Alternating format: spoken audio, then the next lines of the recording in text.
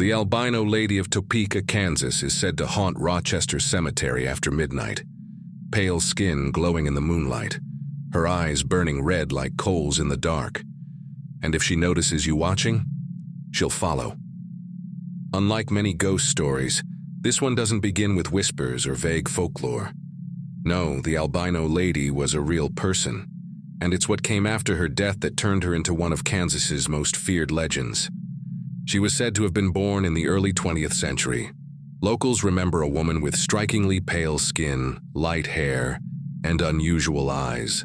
She worked as a maid for families in Topeka, keeping mostly to herself, never seeking attention. For most, she was simply an odd figure who blended quietly into the background of daily life. But there was something about her gaze that unsettled people.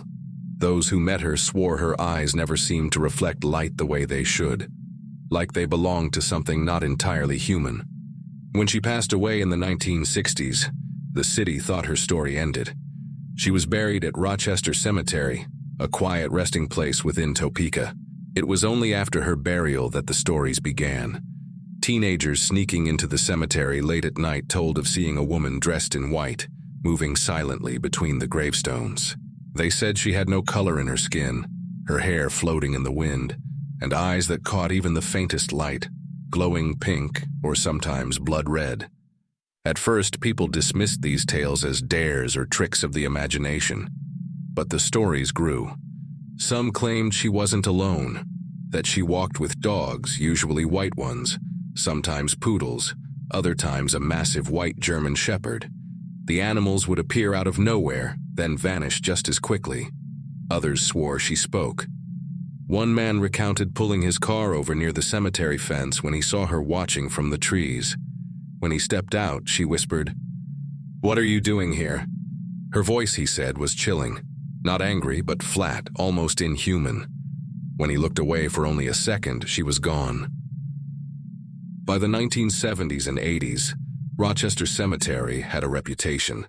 Teens would dare each other to visit after dark, hoping to catch a glimpse of her. Some saw only movement in the trees. Others swore they saw her glowing eyes staring at them from behind a gravestone. One couple, parked just outside the cemetery, claimed the Albino Lady walked directly toward their car. As she neared, the interior light of the car flickered on without anyone touching it. Terrified, they sped away.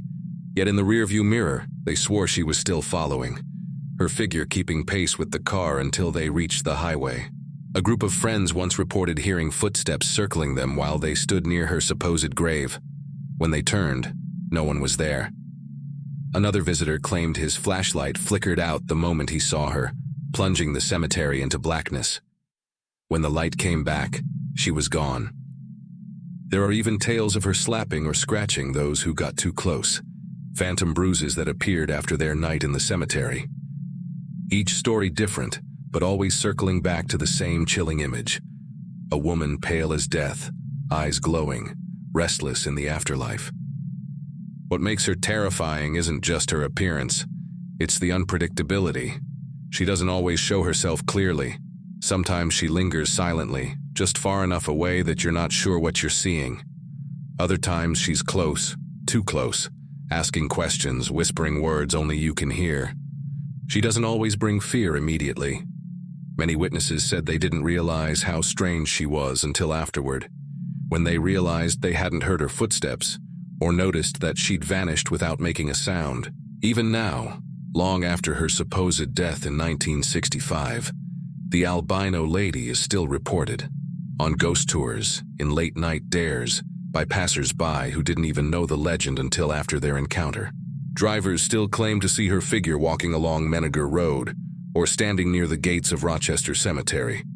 Sometimes she appears as a solid woman, other times almost transparent. One chilling account describes her stepping into the middle of the road, forcing a driver to slam on the brakes. But when the headlights lit her up, she was gone. No one knows for certain why she haunts.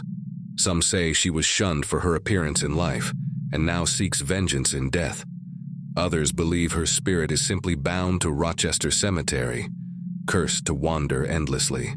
And then there's a darker theory, that she was never entirely human to begin with, The legend of the Albino Lady has persisted for decades, feeding on fear, dares, and midnight stories told around campfires.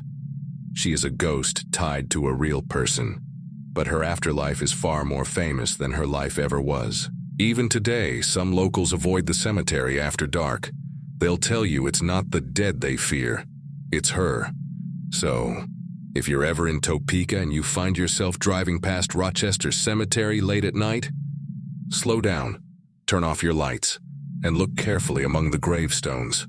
Because if you see her pale figure watching you from the shadows, whatever you do, don't stop the car.